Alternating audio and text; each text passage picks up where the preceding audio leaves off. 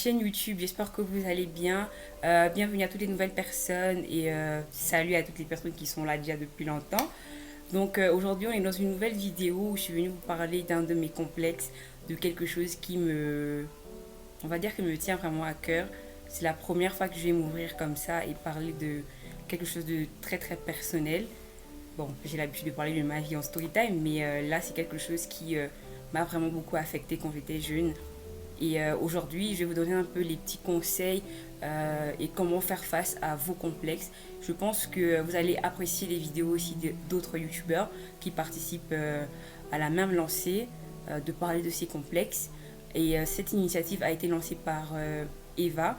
Donc je vais mettre son nom ici Instagram. Ça a été lancé par elle. Elle voulait vraiment qu'on puisse se livrer à nos followers, qu'on puisse discuter avec vous et vous montrer que on est vraiment comme vous, on a tous des complexes et que avec le temps on peut s'en sortir. En barre d'informations, je vais vous mettre le lien des autres youtubeurs qui vont aussi faire leurs vidéos, parler de leurs complexes. Donc j'espère que parmi ces 19 vidéos, vous allez vraiment vous retrouver au moins dans une vidéo et qui peut-être va vous apporter quelque chose de plus dans votre vie. Donc alors moi je vais commencer à parler de mon complexe.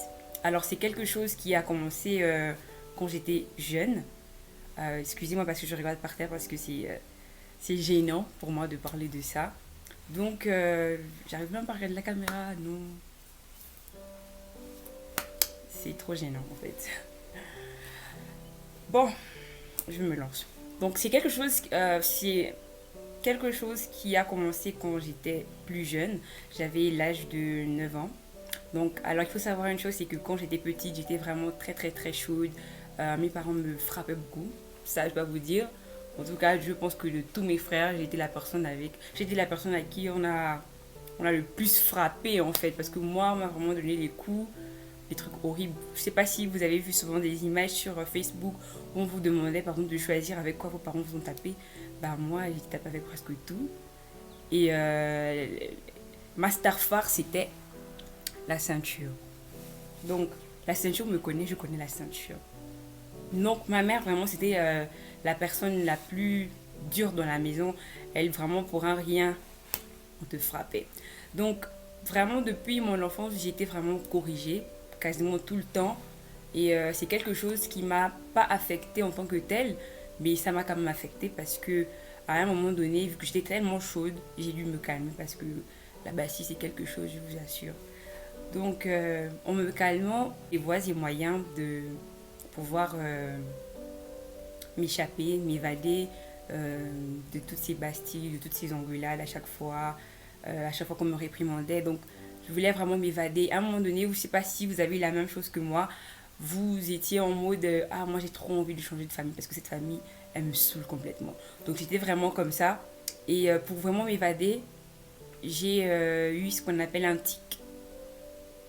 C'était vraiment devenu ma petite drogue. Je sais pas si vous comprenez par un tic. Il y a souvent des personnes qui sucent le doigt longtemps comme ça. Et bah moi, mon tic à moi, c'était de m'arracher les cheveux.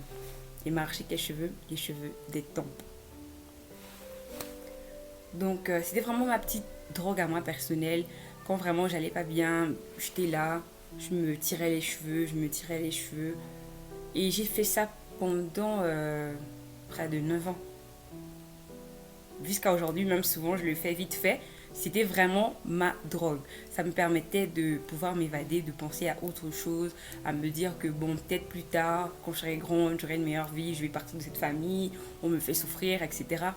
Donc, j'ai vraiment pris plaisir à m'attacher à ce tic, à tout le temps m'arracher les cheveux.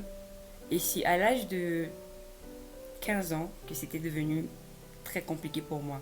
Parce que c'est à ce moment-là que tu vas au collège, bon, tu rentres déjà au lycée, et tu as le regard des gens sur toi et qui se moquent de toi souvent.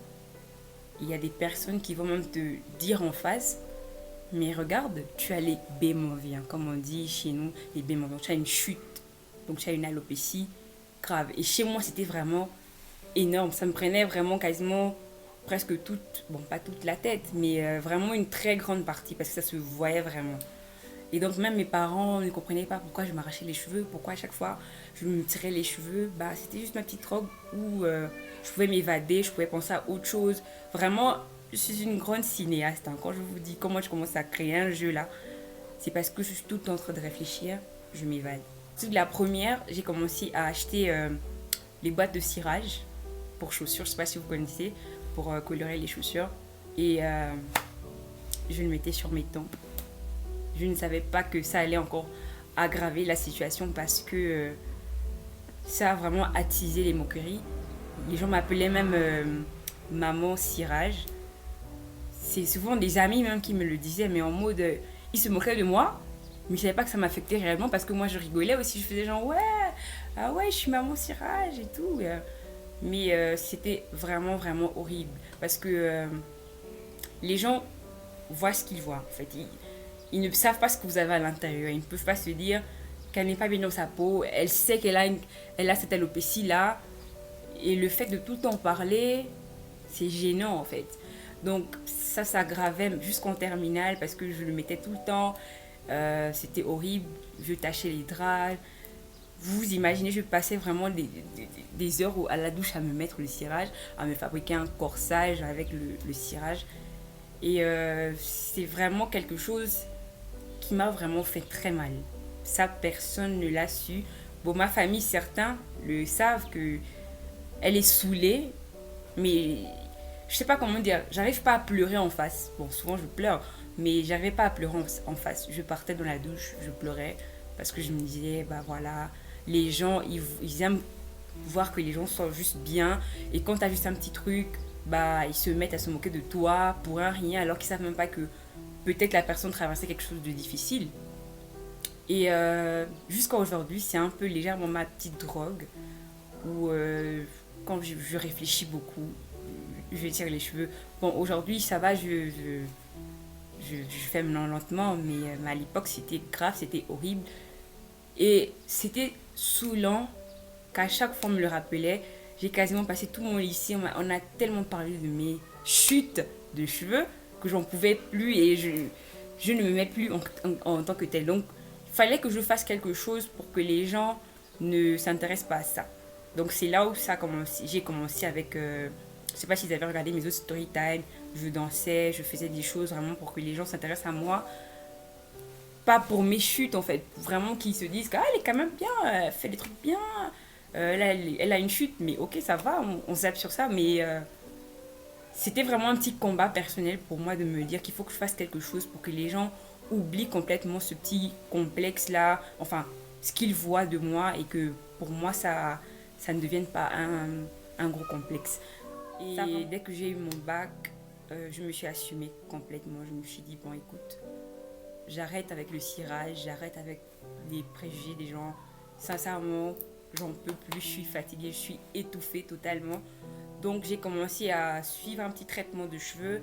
J'ai arrêté. Et j'avais quand même des cheveux qui poussaient. Et je faisais vraiment aussi l'effort de ne pas toucher parce que sincèrement, comme je vous dis, c'est une drogue, c'est addictif.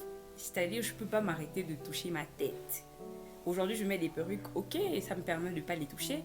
Mais je ne sais pas si vous regardez souvent mes stories sur Instagram, je me touche beaucoup les cheveux. C'est ce petit tic-là que j'ai eu depuis longtemps qui a fabriqué ce gros complexe en moi où j'ai pas pu assumer le regard des gens. Et à chaque fois qu'on me regardait, on me disait ah, mais t'as la chute, t'as les bémoviens. Mais aujourd'hui, avec le temps, avec beaucoup de petits forums que je lisais sur Google aussi, que je trouvais, je cherchais les femmes avec des alopécies, comment elles faisaient, et tout, etc.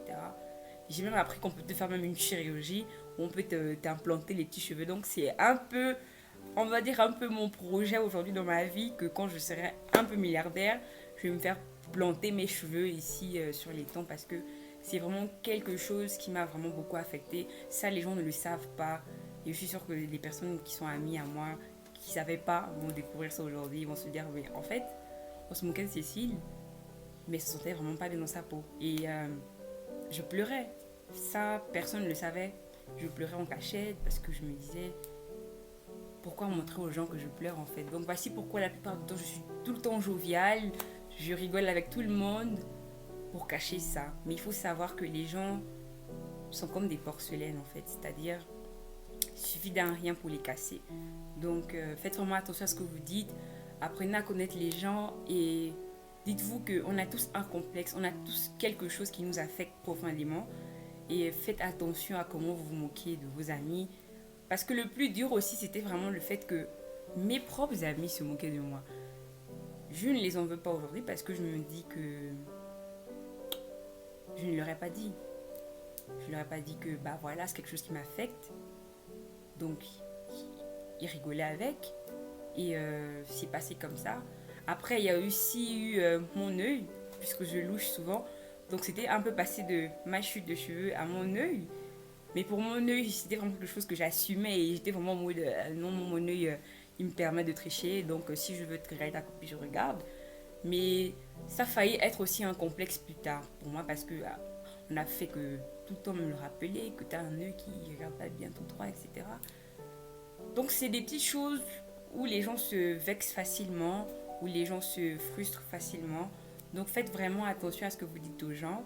Et moi je veux dire à toutes ces femmes-là qui ont peut-être ces problèmes de cheveux comme moi, que sincèrement, assumez-vous en fait, assumons-nous. Moi aujourd'hui on se moque de mes dents, mais je ne suis plus dedans en fait. C'est-à-dire, j'ai pris le courage de me dire, je vais faire autre chose que les gens vont aimer, ils vont plus regarder mes cheveux en fait. Donc essayez de faire la même chose, donnez-vous le meilleur de vous-même pour que les gens oublient ça. C'est vrai que c'est souvent, on le voit, c'est visible, mais assumez-vous, ce sont vos cheveux.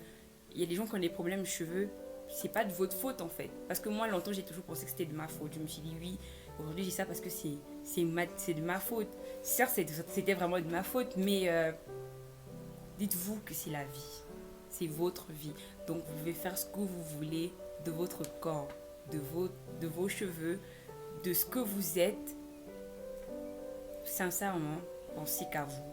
Et n'allez pas vous morfondre sur les commentaires des gens parce que c'est ce qui va aggraver votre cas. Moi aujourd'hui, je peux dire que j'ai vraiment tourné la page. Voici pourquoi je suis en noir. C'est vraiment un deuil pour moi et me dire qu'aujourd'hui, je m'assume complètement avec mes cheveux en manque sur mes tempes. Ça, c'est vraiment plus mon problème. Et je me dis juste que quand je serai milliardaire, bah, mes cheveux, ils vont repousser. Hein.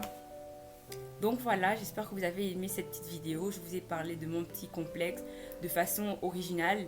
Je n'ai vraiment pas voulu pleurer parce que aujourd'hui, je ne peux plus pleurer. Si on m'avait demandé de faire cette vidéo il y a cela 3 ans, j'aurais pleuré. Aujourd'hui, je ne pleure plus parce que je me dis, ça n'en vaut pas la peine de se morfondre en fait.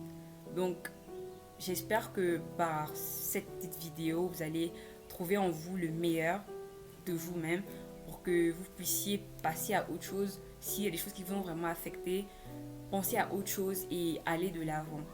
Donc voilà, j'espère que vous avez aimé cette vidéo. N'oubliez pas d'aller regarder les vidéos des autres youtubeurs parce qu'ils vont aussi parler de leur complexe. Et je suis sûre que parmi vous, il y aura des personnes qui vont être affectées parce qu'il y aura sûrement leur complexe quelque part.